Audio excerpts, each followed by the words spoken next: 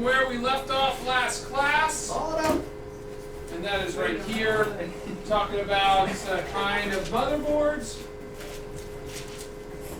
You did not see this slide last class because I didn't get to it. The motherboard before what we're at now, we're called AT. We're not doing anything with AT or baby AT. We're looking at ATX, mini ATX.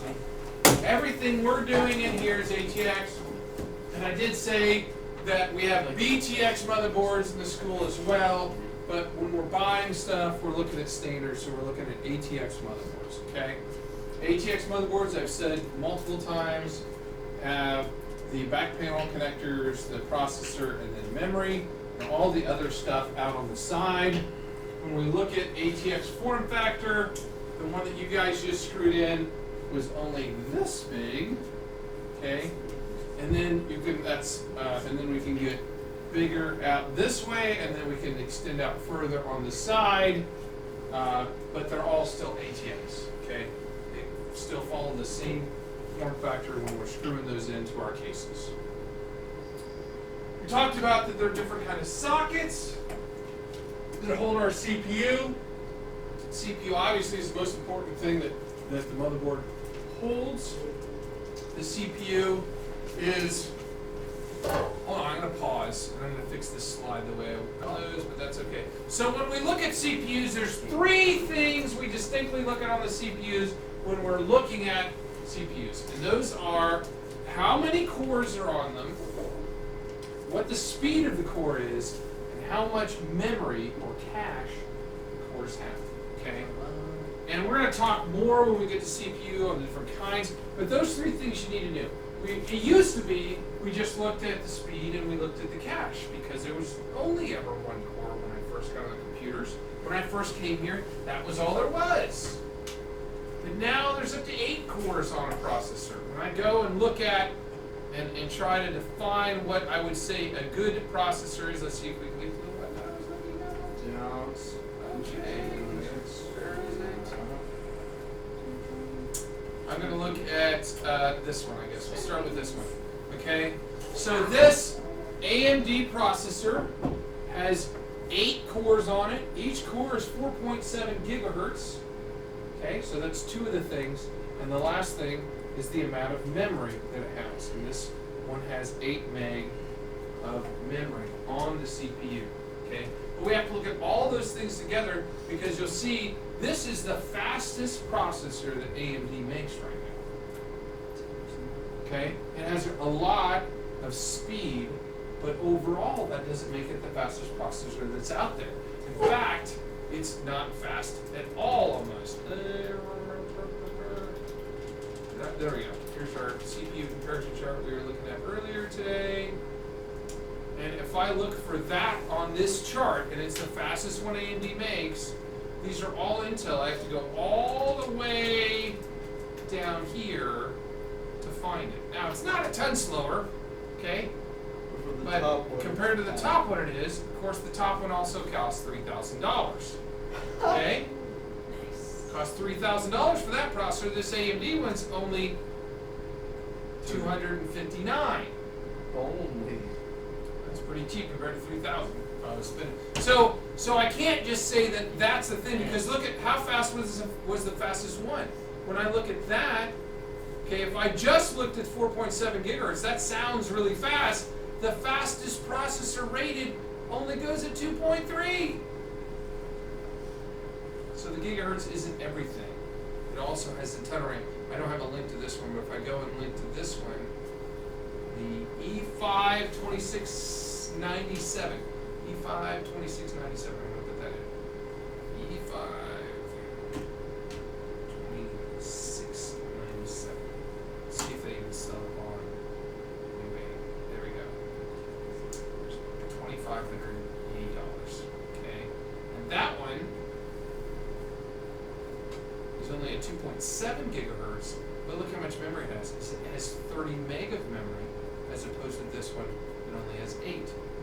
So that's why we don't just look at one thing. We look at the number of cores, and we look at the speed, and we look at the memory when we're comparing CPUs. And I will tell you that I love Passmark. Passmark does all kinds of tests, and that's why I use it all the time when I'm going to buy something, okay?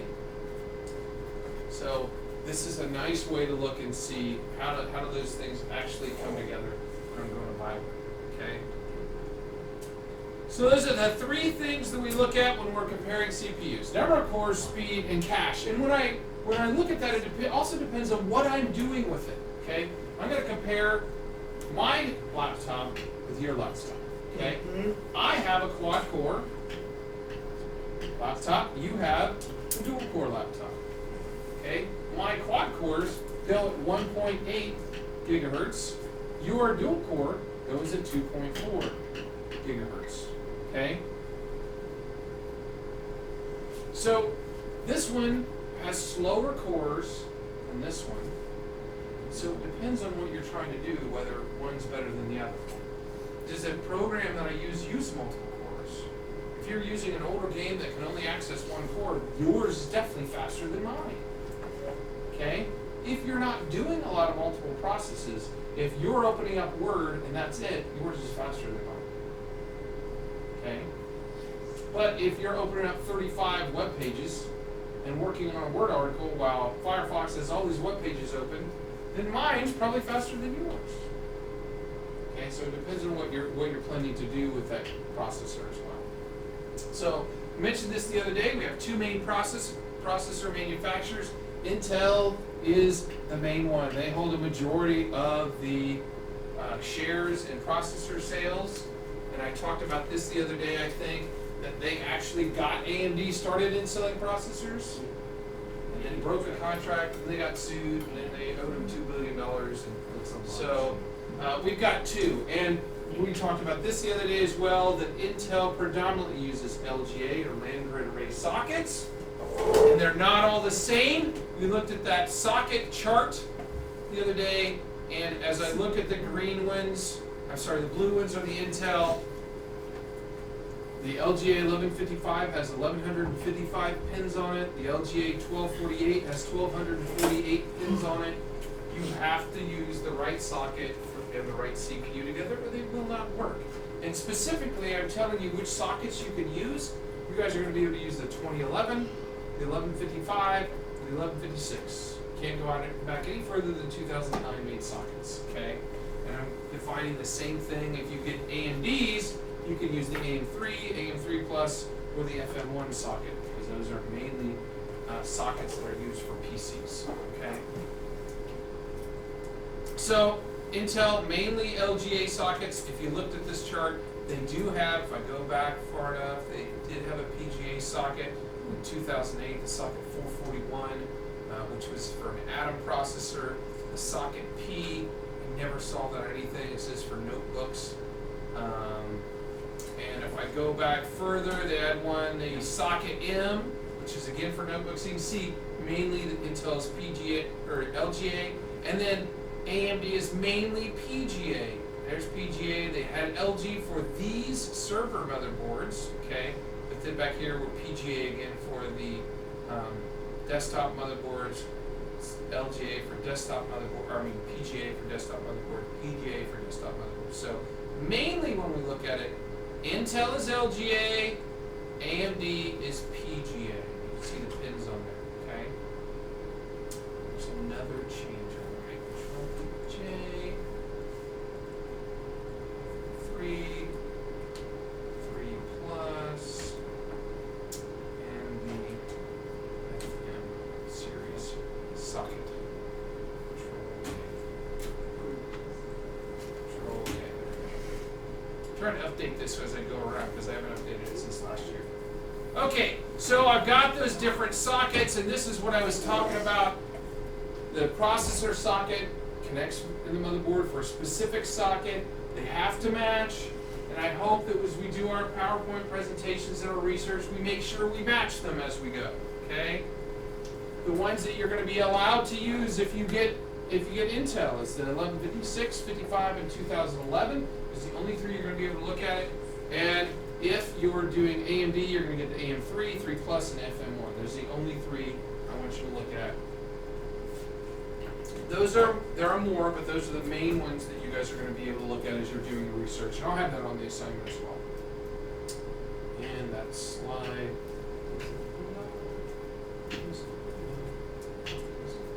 There we go. Okay, so we looked at these the other day. This is what an LGA socket looks like. It has that very distinctive hook. So if you saw this motherboard, I said, whose processor is this motherboard fit made for? You would say Intel.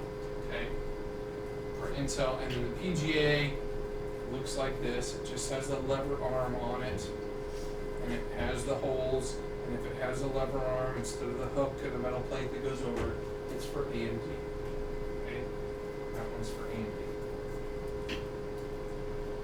When we put in a processor, it gets hot. We have to look at cooling fans and cooling solutions. The one that you guys just did had a stock AMD fan. This is a stock Intel fan, and stock means it comes in the box with it. Okay, when we got these, they came in. I don't know if I have. So they came in a sealed plastic case, and they all came together. I don't know if I still have one. For a long time, I kept one just in the plastic to show you how it came, but I don't know if I have that anymore. Okay, and this is a stock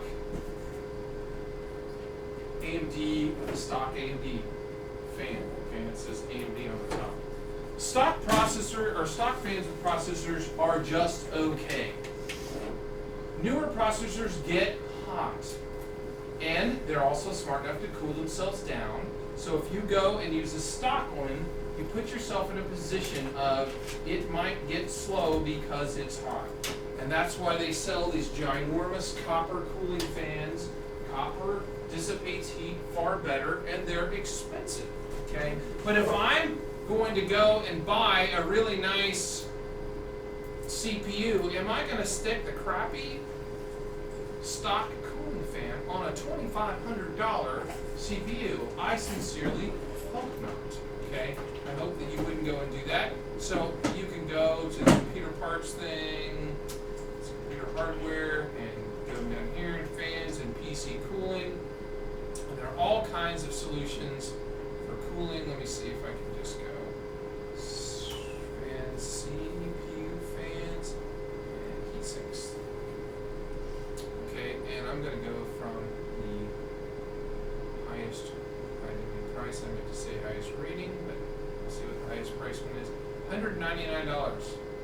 8 heat pipes. Okay, and by the way, the heat pipes are these.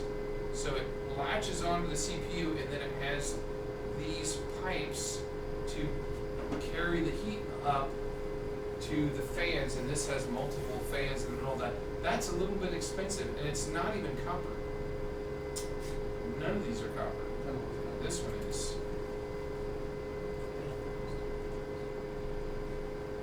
Oh my gosh, that one just looks. That one scares me. It's like a death machine. Oh my gosh. So we've got pipes coming to a section in the middle, 2 fans, and more pipes going to the section on the outside to dissipate the heat from this CPU. That one's actually pretty cool looking. Look at that though. You would want, if you go and put that one in, I'd want a clear case. I want people to see Have you seen the that one. I like the clear cases, the ones that have like water cooler. Those are the coolest. And it's got all the stuff to put it on an Intel or that's for an Intel or an AMD motherboard. So it's got all the stuff to adjust. That is, I want to see the video on this. Let's watch our video on.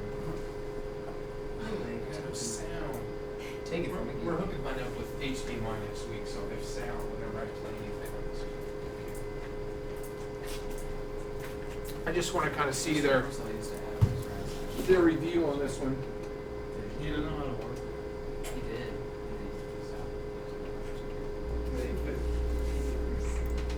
He always really stole I'm here to do an overview on this Cooler Master V8 GTS CPU cooler. And this is basically a bigger, badder version of the original V8 cooler, and which came with a single fan design. This comes with 2 140 millimeters, which is awesome. You've got to have a big cooling. case for this, by the And way. as you can see on the box, it comes with these integrated red LEDs, which give it a pretty sick look. I saw it a while back on online, and I thought to myself, this is the Terminator cooler.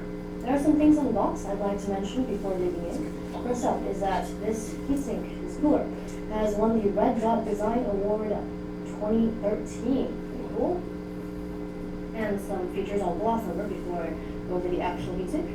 You get triple radiators set up, and you also get horizontal vapor chamber technology, which makes up the base plate of the cooler. And you also get two 140mm I fans just want to in see the core. cooling fan. Let's skip ahead here to that.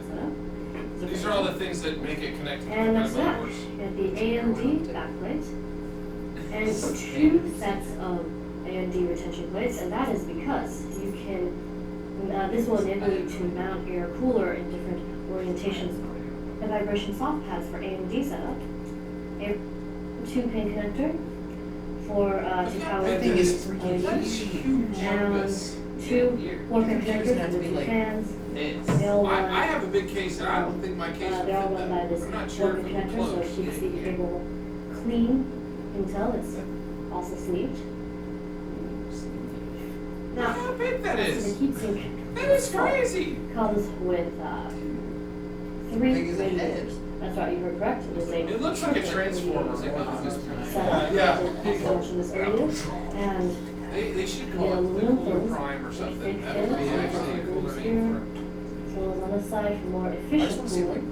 Okay, so if you were spending $2,000 on your CPU, you might want to spend $99. Which is larger, But you're gonna have to have a big case for that. And You just have to make your to own top it case. off, That is you crazy. get this shroud with the Cooler Master logo here that goes around the fins, and what this plastic shroud does is that it directs airflow through the center of the heatsink with little room for air to escape while it is cooling.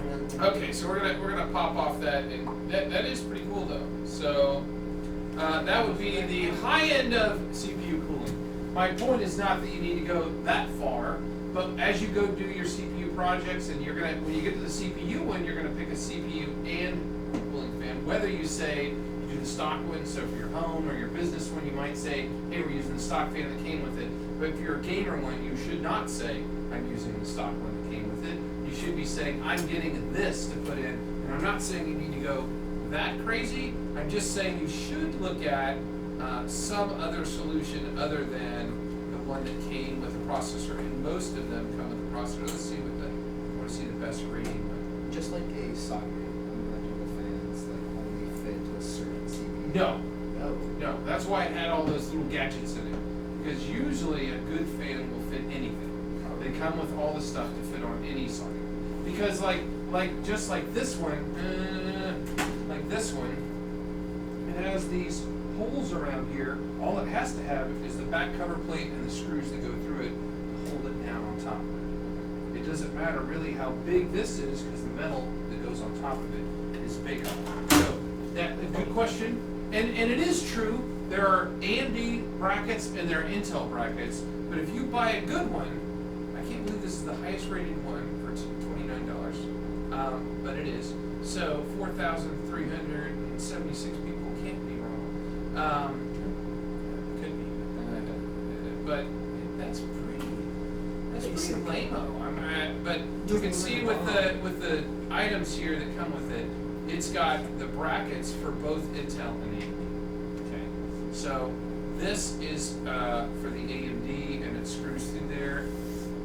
I don't know if this has a bracket for Intel. I would Why do have. they come with the glue thing? That's not glue. We talked about that the other day, didn't we?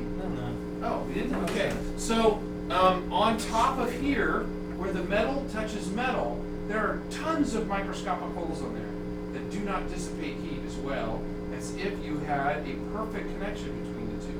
So to get that perfect connection between the two, you use, it's called thermal grease, and usually they come with a little tiny stick of it. I have a big huge tube of it, so whenever I put in a different processor, this one's enough to do about 100 CPUs. You take off the end and you squish some down on there, and then you usually use a credit card to flatten it out so it's pretty flat. And this is Arctic Silver thermal compound. There's different kinds. Whatever comes with the CPU fan is usually good enough. A lot of times they come in a little, I have one, I don't know where I put it, a little jar that looks like model paint that you just paint right onto the CPU and then put the thing on. But that's what that is. Okay. So enough said on that. I just wanted to mention that there are different cooling solutions out there. There's water cooling too that you have to go and put on there. I'm not a big water cooling person because it makes me afraid. What if water got it shouldn't? But I know, if no, the it's pump not. goes out Yeah. on the thing or the water leaks, and I've spent $3,000 on a PC, I'd rather buy a big, huge metal one that I know even if the fan stops, I can't run my PC. Oh, I'm But saying that's those are better. I'm just saying they're personal preference. So here's another picture of an all copper thermal take cooling fan. We talked about this a little bit in chapter 1. We also have the chipset on that motherboard that controls the flow of information around the motherboard between the components and the CPU. We have the north bridge and the south bridge. The north bridge, high-end school. the north bridge controls the memory and the video. See my little north bus route? See north bus? North bus is the video and the memory. I made this little picture. I spent some time there. So video and memory has priority on the good north bus, and the south bus route, they didn't get painted. You should The put, like- redheaded stepchildren is everything else is on the south. You should like Google pictures or pin. They're Everything the else. people that live like the poor people in the hall. I don't think we should.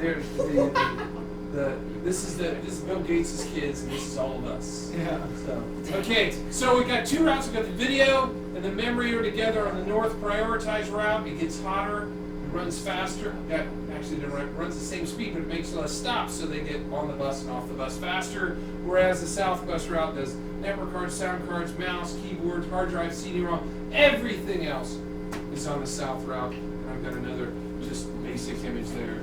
The north is memory and video. The south is sound, network, mouse, hard drive, CD-ROM, everything else is on the south bus route. Which is why when we look at motherboards, we see on this one, here's the north chip set is underneath this heat sink, and the south one is not underneath any. And on newer motherboards, we see that let's go and pick up motherboard here real fast. I'm like new egg happy today.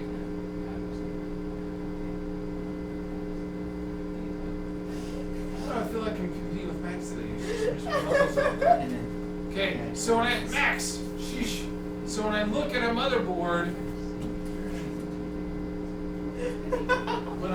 motherboard, it's got two heat sinks. Usually the big one is the north bridge, and the smaller one is the south bridge.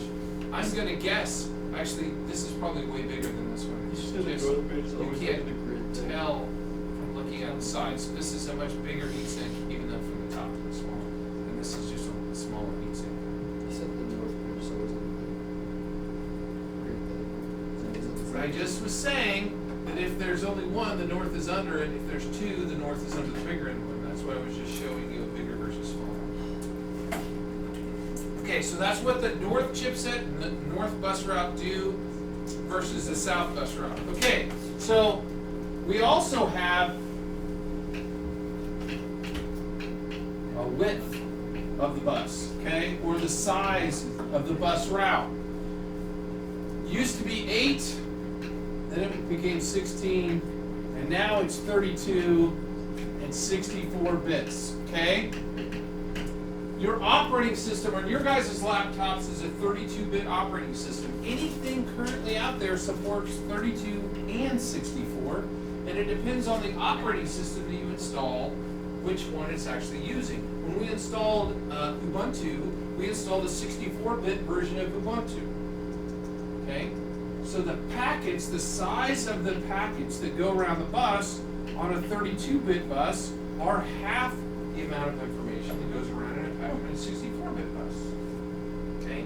The other advantage of a 32 or 64-bit bus is 32-bit buses are divided by a limit of 4 gigabytes of memory versus unlimited on a 64-bit bus. Okay? So, for instance, you and I have the same laptop. Mine has 8 gig of RAM in it, yours has 2. Okay? I have to put a 64-bit operating system. I'm running 64-bit Windows, or I wouldn't see all that memory. Okay? Same thing with this PC right here. This PC is exactly the same that every other teacher has, except for the fact only difference between this PC and everybody else's PC is that I've got 12 gig of RAM in mine, and they've got 4 gig of RAM in theirs. So they're running Windows 32-bit, and I'm running Windows 64-bit. Because I do a bunch of other things on mine that nobody else is doing. Okay, so the width of the bus, something else we have to think about. How much memory we're going to put in this motherboard. All of them support both anymore, but how much memory you end up putting in it is going to define which one I use. Why would I not always use this 64-bit bus? If I've only got 2 gig in it, there's a bigger overhead for 64-bit programs and operating systems. They're bigger. So I don't want to use 64-bit unless I need 64-bit as a general rule. Okay, so I already talked about this. The bus is the size of the packets that go around the motherboard, and I already showed you or talked to you about how it's changed. It started out at 8, then it went 16, then it went 32, and now it's up to a 64-bit bus.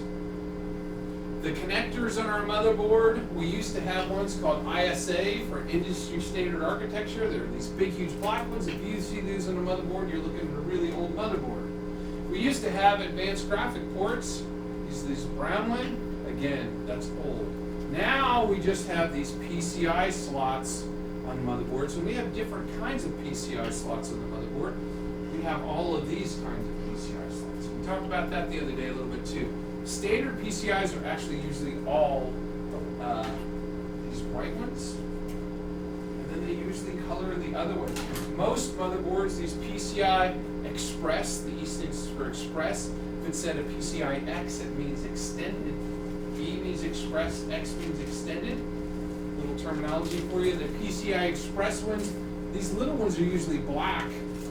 These are usually white. And these could be any color. And these long ones with the clip on the end are the ones that we hook our video cards into. And these are PCI Express 16s. Sometimes they're 8s too, if they're not really high-end video card slots. Okay?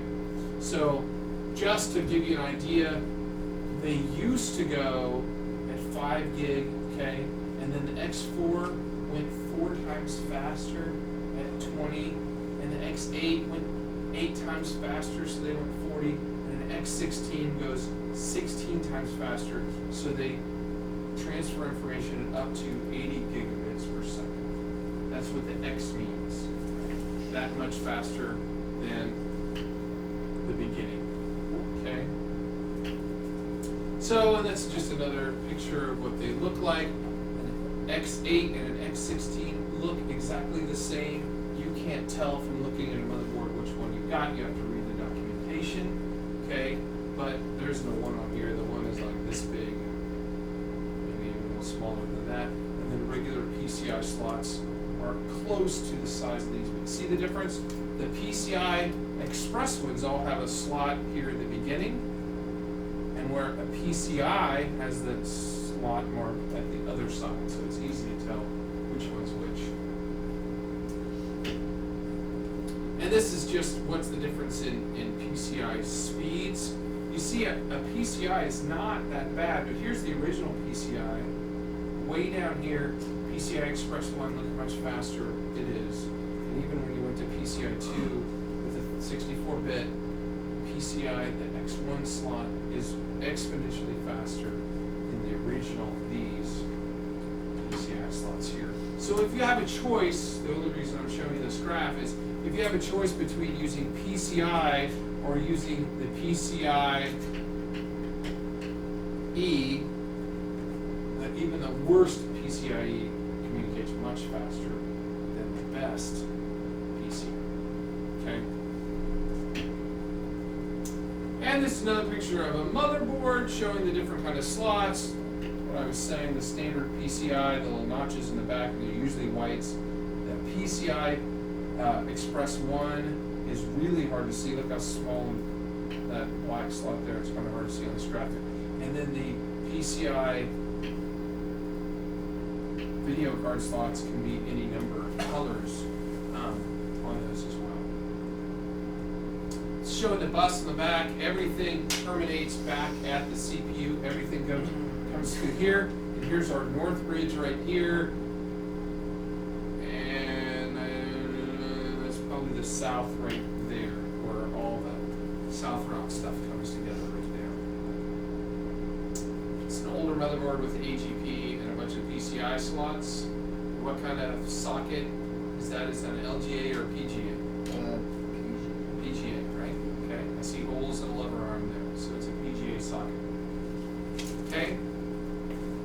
Alright, we're going to go next class, by the way, you're doing a blended learning thing, and then we're going to talk about the project, and then you'll start the project the Thursday after that. You're going to have, when we go get the project, you're going to have next class for blended and introduction to the project. You'll have the Thursday and the Friday, and then you have the Tuesday and Thursday, and then presentation. Okay, the presentations will be on Next week's Friday. a white day. What? We have a white day next week. I'm assuming that. I actually looked at the schedule, so. But that's kind of the plan right now, that you'll do the presentation the Friday after next. And you're gonna see, you're gonna need to use your time wisely as we're going through stuff, okay? So, again, motherboard determines the types and speeds of CPU that we can use. The motherboard has a certain chipset on there. It determines the number of expansion slots, the types of the memory, and the type of case. So, the first thing we're doing is selecting motherboards, and everything else will be built out past then. So we're gonna start, we're gonna do blended learning one next class, and then talk about the project next class. And is my time good this time, or I got done early? How is that Can you go back to the possible? last one? I certainly can go back to last class I didn't even get to this slide, and they started with their motherboard already mounted. How did that happen?